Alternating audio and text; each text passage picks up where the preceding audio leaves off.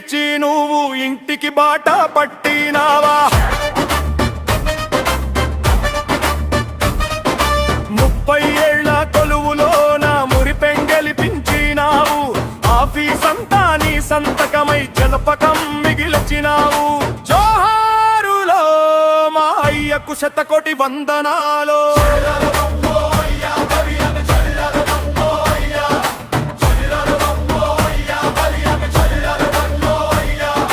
పొద్దుగాల ఎండనక పొద్దుపోతే వాననక కష్టంనే నమ్ముకొని కర్తవ్యం సాగించినవు.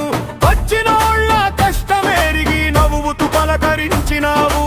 ఆపదలో ఉన్నోళ్లకు అండగా నిలబడ్డవు.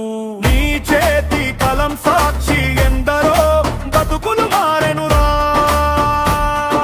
నీ నీతి నిజాయితీ మా అందరికీ దారి చూపెనురా.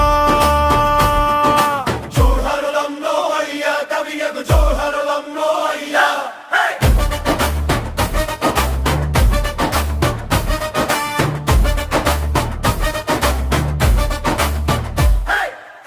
సహోద్యోగులందరినీ కన్న బిడ్డలే చూసినవు.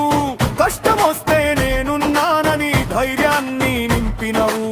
ఫైళ్ళ గుట్టల మధ్యన పూల మొక్కవై పూసినవు. పదవిని గౌరవించి మా గుండెల్లో నిలిచినావు. కుర్చీ ఖాళీ అవుతున్నా నీ స్థానం మారదులే.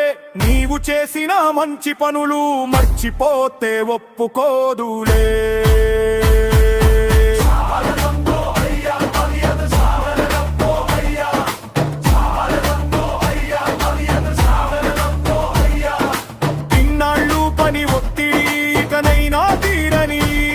నీ మనవలు మనవరాళ్లతో కంగళకాలం గడపని. ఆరోగ్యంగా పాడుకొని ఆనందంగా ఉండనీవు. నూరే అళ్ళు చల్లగా దీవెనలు అందుకో నీవు. వెళ్ళి రాబోయి అయ్యా మళ్ళీ మళ్ళీ కలవాలి. నీ నవ్వుల వెన్నెలా మా పైన ఎప్పుడు ఉండాలి. సెలవంటూ వెళ్తున్నావా?